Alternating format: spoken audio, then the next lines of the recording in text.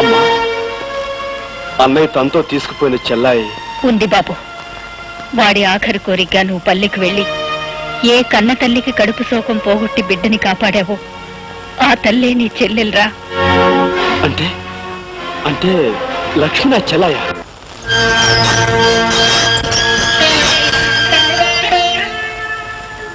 అన్నయ్య, ఆగలేని అమ్మ మనసు అన్నీ చెప్పేసిందన్నమాట. ఆఖరి నిమిషంలో అన్నీ తెలిసాయి అన్నయ్య. నువ్వు నన్ను పంపించింది మన చెల్లెల దగ్గరికే నాకెందుకు చెప్పలేదు? ఏ చెల్లిరా? ఆ పల్లెలో అందరూ నాకు చెల్లెళ్లే. అన్నయ్య, అవునరా, నేను నిన్ను పంపింది లక్ష్మి మన చెల్లని కాదు. ఆరిపోయే ముందు ఈ దీపం కనీసం ఒక ఇంట్లోనైనా చివరిసారిగా వెలుగునిస్తుందని, ఒక కుటుంబానికైనా సాయం చేస్తుందని. నీ నానే స్వార్థం నుంచి మనిషి ఎదిగి అంతా మనవాళ్ళు. Gopi, this bloody police officer is going to hang you in the early hours of tomorrow. వేల వేల లక్ష్ముల అన్నయ్యను నేనే ఉరుకమ్ము ఎక్కించాలట. నా చేతులతో నేనే స్వయంగా ఉరి తీయాలట. కర్తవ్యం ముందు బాంధవ్యం చిన్నదిరా తమ్ముడు. నా బాధ ఒక అన్నయ్య కోసం కాదు. మరెందుకు?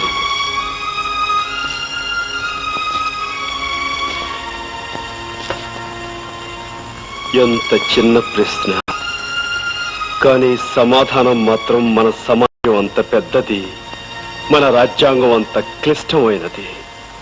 Now I'm proud of you Gopi. నిన్ను చూసి నిజంగా నేను గర్వపడుతున్నాను రా. Go head. నీ దారిలో నువ్వు, నా గమ్యానికి నేను. ఈ కథకు ముగింపింతే. Go head.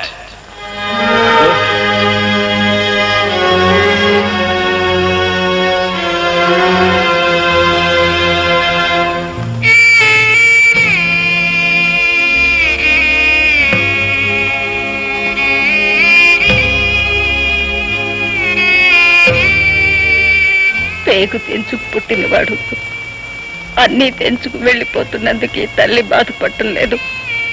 కానీ ఒకప్పుడు నా ఇంటికి కంటికి దీపమైన వాడు ఇప్పుడు 1000 బ్రతుకుల్లో దీపాలు వెలిగించి వెళ్ళిపోతున్నందుకు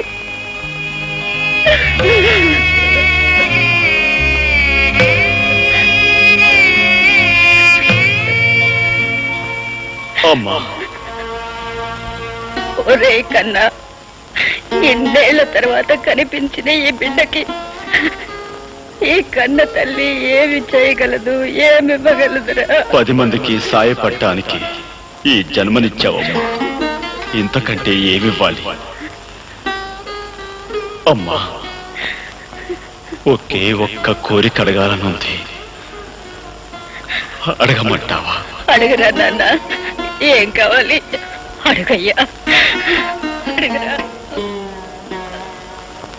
అమ్మా, తొలిసారిగా నీ చేత్తో గోరుముద్దలు తినిపించావు. అలాగే ఆఖరిసారిగా నీ చేత్తో అన్నం ముద్ద తినాలను ఉందమ్మా. రాము, బాబు.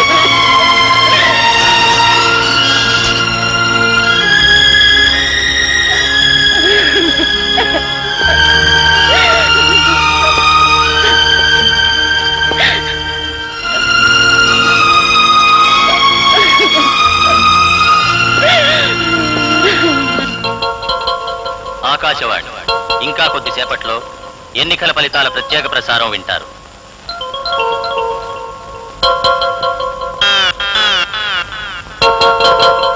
కాంపిటీస్ పోయారేంటండి బాబు? పాపి చిరాయి అన్నారు, ఆయన ఎందుకు పోతాడండి? మరి కాలు చేతులు ఆటలేదు. అయ్యి బాబు, శ్వాస కూడా ఆటలేదండి బాబు. మీరెందుకండి కంగారు పడతారు? కాసేపు ఆగండి. ఆయన శ్వాస ఆడుతుంది, ఆయన లేచి ఆడతాడు. ఇప్పటి వరకు జరిగిన ఓట్ల లెక్కింపులో కత్తిగుర్తు అభ్యర్థి శ్రీ దామోదరం గారు సుత్తిగుర్తు అభ్యర్థి రాజారావు గారి కంటే 800 ఓట్ల లీడింగ్ లో ఉన్నారు.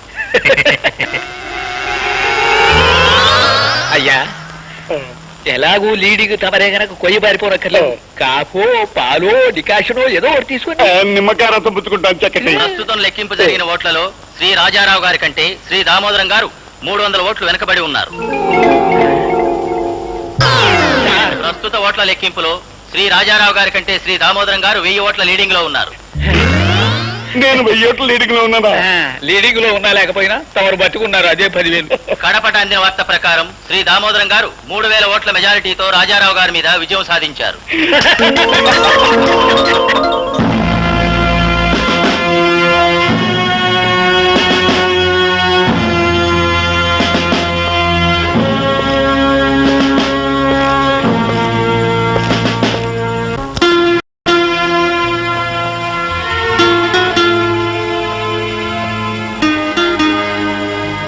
కరెంట్ పై చాలాసేపు అయినట్టుంది.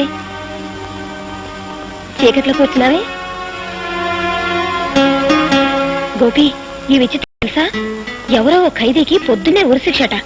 ఊళ్ళ నుంచి జనం బళ్ళు కట్టుకుని వస్తూనే ఉన్నారు. ఆఖరిసారిగా అతన్ని చూడాలని జైలు కూడా అవతల దీనంగా కూర్చొని ఉన్నారు. ఎవరా ఖైదీ? చాలా గొప్ప మనిషా? అవును, గొప్ప మనిషి. నీ మూడ్ సరిగ్గా ఉన్నట్లేదు. ఉండు, కాఫీ తీసుకొస్తాను. రేఖ, ఉమ్?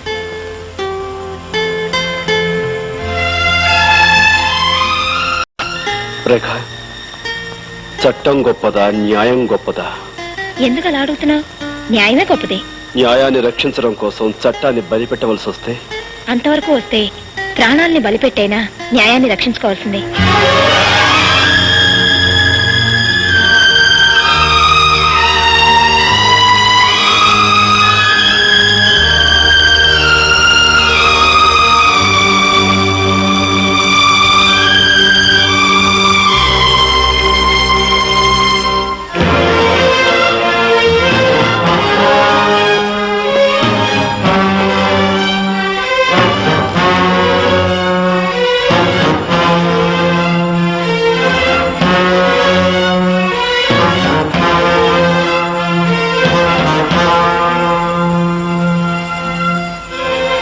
పల్లెలో ప్రతి మనిషి ప్రతిరోజు నిన్నే తలుచుకుంటున్నా. అన్నగా అందరికీ అండగా నువ్వు రావాలని ప్రతి క్షణం దేవుని మొక్కుకుంటున్నారు. అన్నయ్యని ఎలా అయినా కాపాడుకోవాలి. నీ కోసం, నా కోసం కాదు, మనలాంటి వాళ్ళందరి కోసం అన్నయ్యని కాపాడుకోవాలి.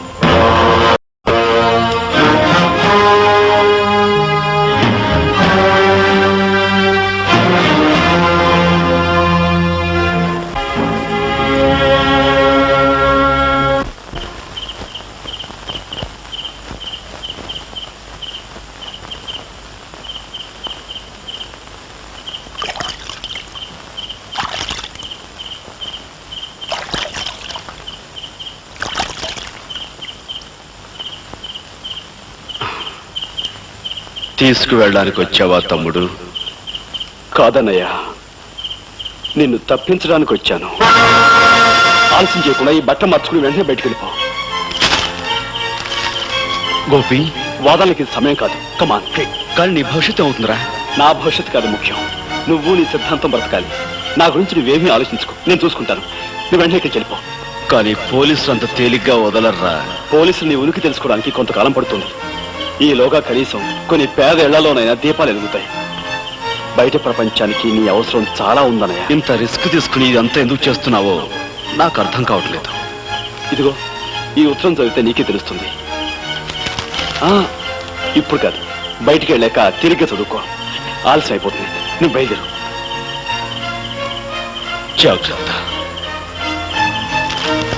అన్నయ్య, నువ్వు నన్ను ప్రశ్న అడిగావు, జ్ఞాపకం ఉందా? ఉరి తీసేలోగా సమాధానం దొరికితే చెప్పమని. నా సమాధానం ఆ ఉత్తరంలో ఉంది.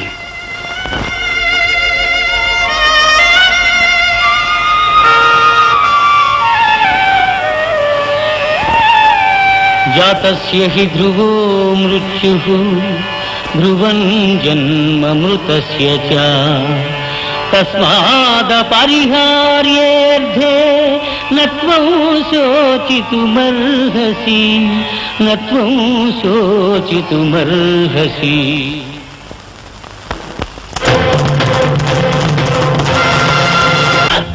చక్కటి తర్వాత మన ప్రోగ్రాం ఏంటి?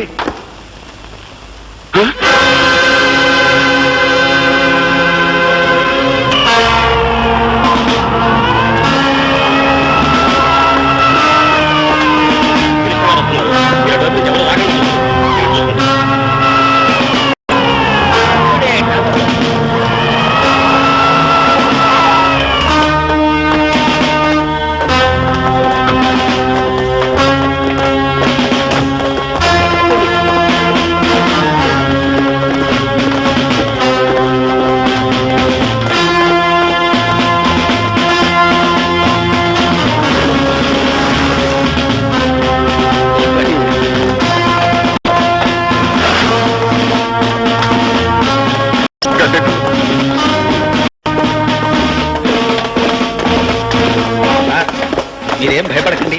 రోమైనా సరే పోలీసు వేషంలో వస్తే తప్ప తమని కొట్టలేదు.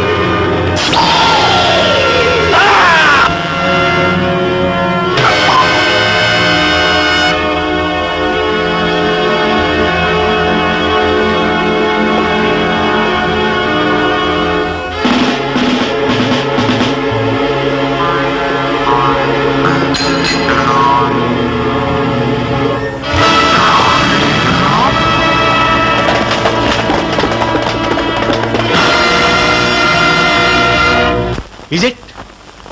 మై గాడ్, వాడిని ఎలాగైనా సరే పట్టుకుని చంపండి. పావు గంటలోగా వాడు చచ్చాడన్న వార్త నాకు తెలియాలి. ఈలోగా ఇక్కడ రెండో వాడి విషయం నేను చూసుకుంటాను. ఎస్.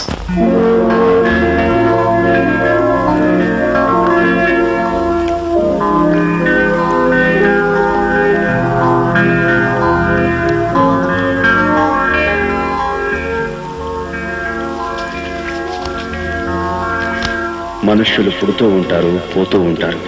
కానీ మానవ జాతిని ముందుకు నడిపించే సిద్ధాంతం మాత్రం ఎప్పుడూ బ్రతికే ఉంటుంది. నువ్వు నమ్మిన సిద్ధాంతాన్ని ప్రపంచానికి తెలియజేయడానికి నువ్వు బ్రతికుండాలి. ఈ లోకానికి నువ్వు కావాలి. కాకపోతే చట్టం గండ్రగొడ్డలి చచ్చిపోయాడని నమ్మితేనే నీ కోసం ప్రయత్నించకుండా ఉంటుంది. అందుకే గండ్రగొడ్డలిలా నేను ఉరికమ్మో ఎక్కబోతున్నాను.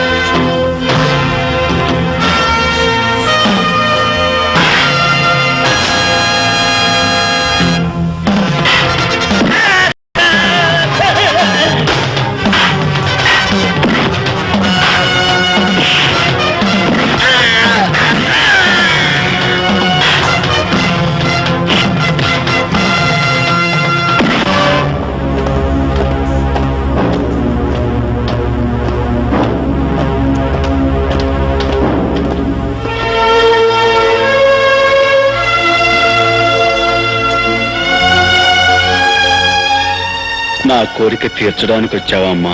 అవును బాబు, ఎంతో కాలంగా నువ్వు అడుగుతున్న కోరికను ఈ రోజు తీరుద్దామని వచ్చాను.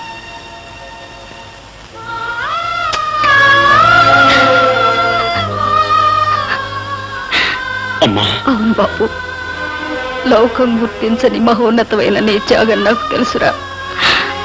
ఆకాశం ఉంటే పెరిగిపోయిన నీకు ఆశీస్సులు తప్ప నేనే ఇవ్వగలను బాబు.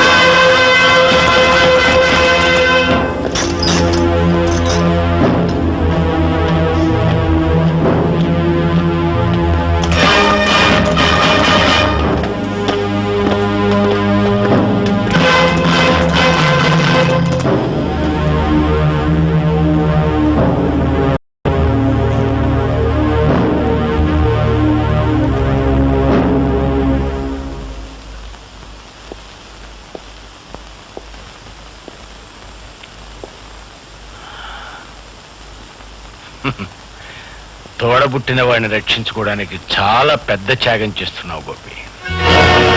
కాకపోతే నువ్వు చేస్తున్న ఈ త్యాగం వృధా.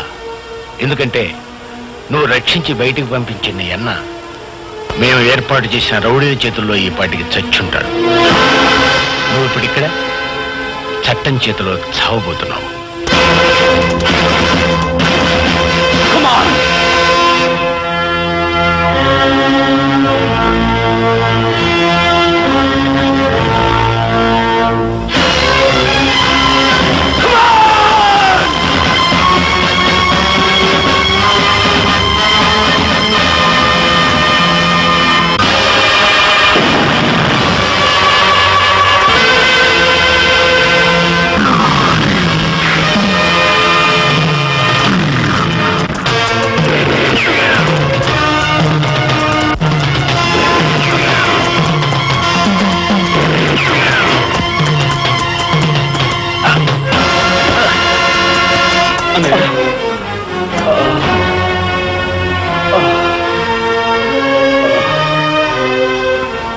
అన్నయ్య, తమ్ముడు,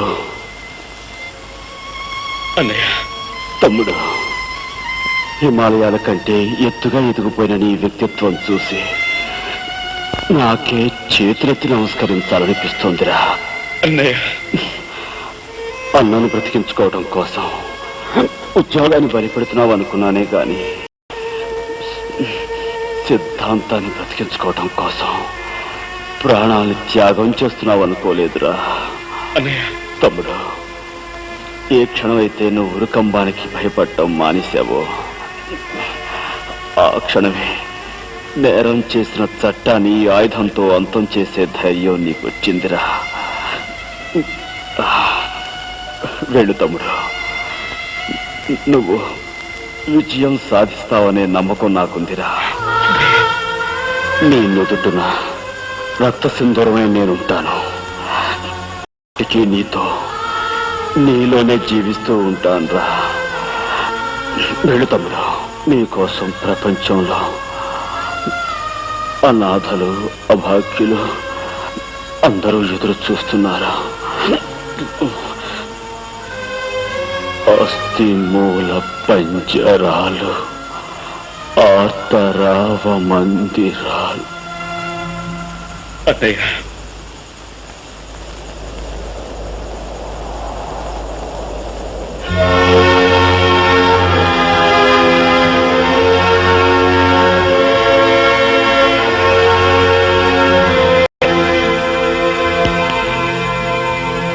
జరిగింది దుష్ట శిక్షణ అయినా, గోపి చేసింది న్యాయమైన, చట్టాన్ని తన చేతిలోకి తీసుకోవడం నేరమే కనుక గోపి శిక్ష అనుభవించక తప్పదు.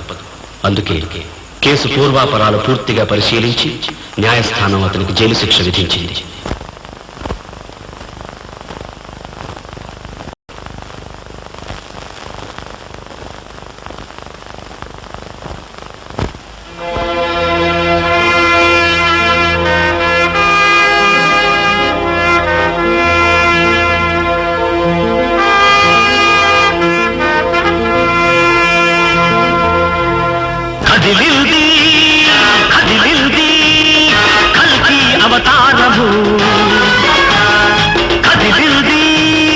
కదిలింది కల్కి అవతారము.